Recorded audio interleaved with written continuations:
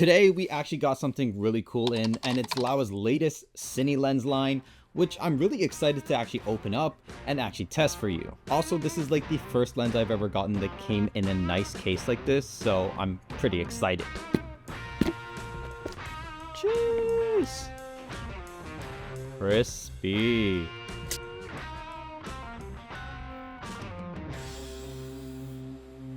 Alright, that opening sequence was just for you guys, but I actually been testing this lens for a couple weeks now, and this is LAOWA's 10mm Cine lens at f2.9. And I've got to say, while they do have the autofocusing equivalent here, this is a little bit different, and there's a couple reasons why. Now, I did have a chance to test out this new line from LAOWA, and it's really interesting to see how well they actually put something together like this and kind of tailored it for a certain community and for a certain kind of shot type. But in today's video, we're going to talk about the actual build of this lens, the quality of the glass, and kind of some thoughts about the shots and different ways that you can actually use this. But let's get into it.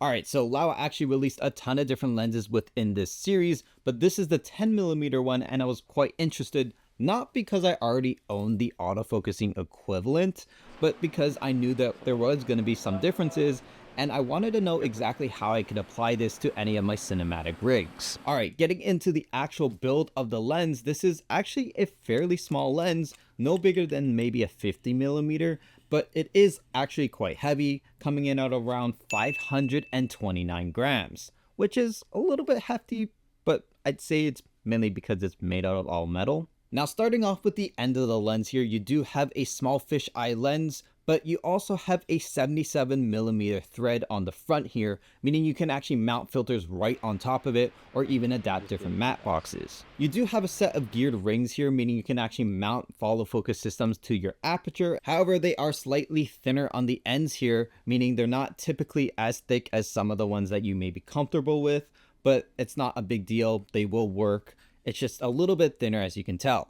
And for gear rings, they are quite smooth and very accurate. They also don't have a massive throw, so you can actually rotate all the way through with just a simple twist. Not saying you're actually going to manually do it with your hand, but with a follow focus motor, just something to keep in mind. Now, for the aperture, it's actually quite interesting because it stops all the way down at T2.9 here and goes all the way to T22, but it's kind of interesting because of the fact that this isn't their first Cine lens, and the previous one actually stopped down at T2.1. Now, for a lens this size, it actually was a little bit weird to actually mount just because of how compact everything is and the way that the gears are placed, but mainly for the fact that I've never actually had something this small, or at least this wide and small. This is POV, but a different kind of POV.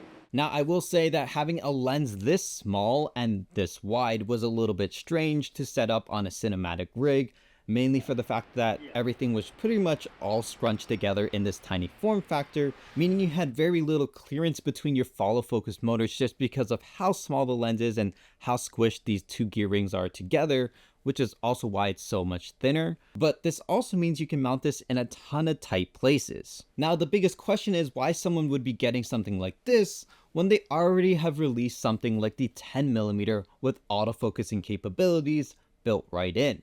And there's a couple reasons why.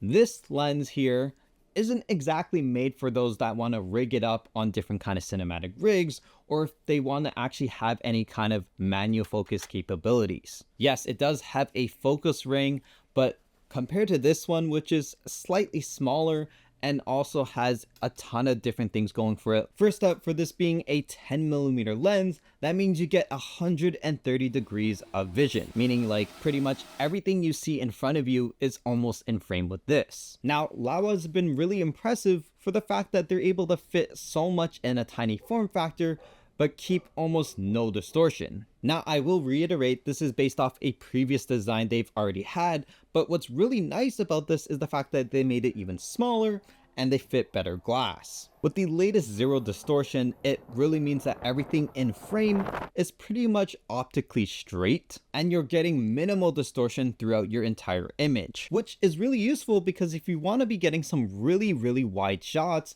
this just might be something you want to consider. There isn't a lot of lenses that can do what this lens can do, and with the previous 10mm, which is geared towards more creators and those that just want to bring this around and shoot, This one here is actually made for a ton of cinema cameras. This is probably one of the only wide angle cine lenses out there that has a low aperture and also is rated for VistaVision sensors as well as full frame sensors. Meaning this is kind of geared towards those productions that utilizes high profile cameras but still want that true and cinematic look. Now besides all that, the colors coming from the actual glass itself are actually very clean, perfect for any kind of production out there with minimal chromatic aberration and distortion, which also means they've reduced the focus breathing on this lens to almost near zero and making it very usable in a ton of different use cases, especially if you want to do some POV shots, anything that needs some super wide angles, or if you're in tight spaces that require a lot more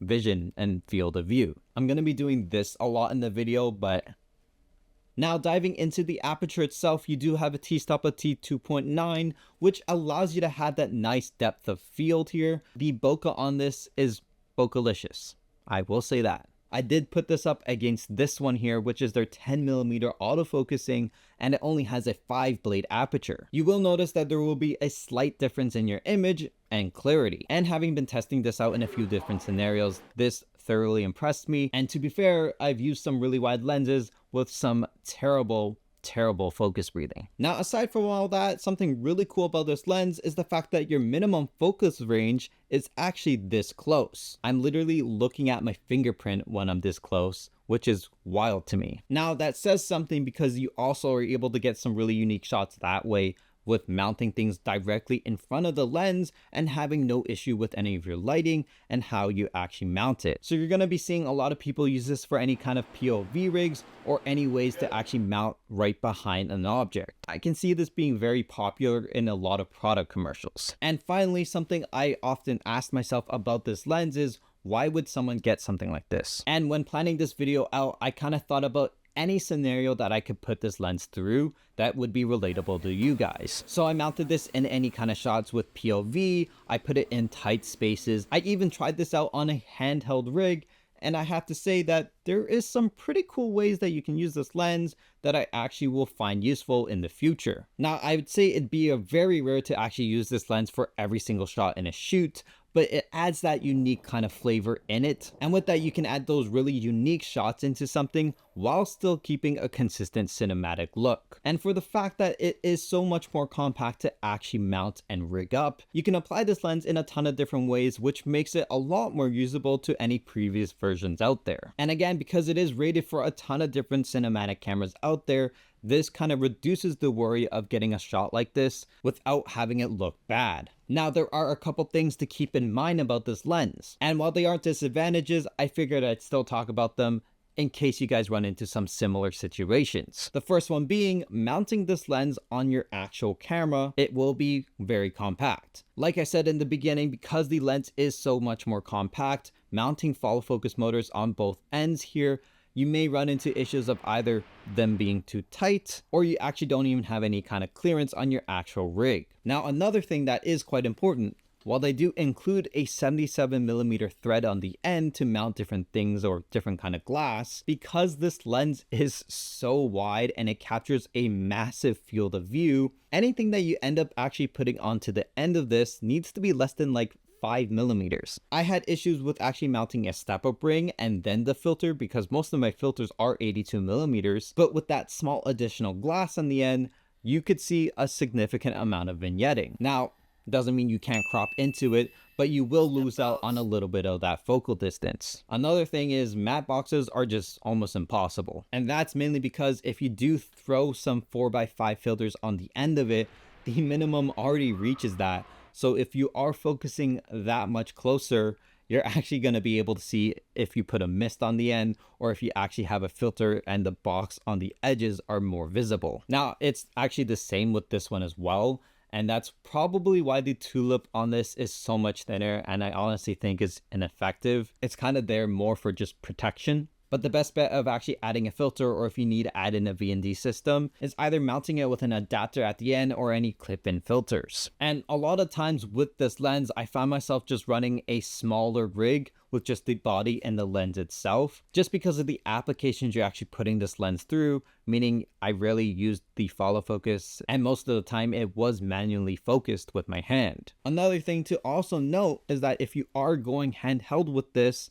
because it is already so much wider than the average Joe, almost every kind of step and every kind of shake is visible to this lens. So because it is that much wider, it's just something to be mindful for when rigging it up to different kind of rigs, or if you want to do a handheld setup. Now, in my opinion, this lens is really great for those that run some cinematic cameras. A great size, great glass, and it's easy to use. However, because I don't really have that many cinematic applications, I'm probably still gonna gravitate towards the autofocusing one, which is mainly because I'm lazy. They are pretty much identical in focal length though, but if you do want that more superior glass and you are working on different kind of sets that require something like this is perfect. This line of lenses from LAOWA is really great.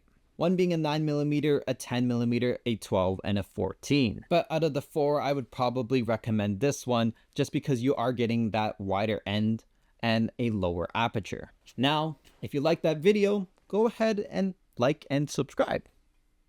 But you don't have to subscribe if you don't want to. I don't really care. I just like making videos. Now, the real question is, do I take this lens and film me eating after this? I feel like this would be honestly a perfect ASMR lens. Like, imagine doing a full POV ASMR. Anyways, I might just be hungry. I'm gonna go eat.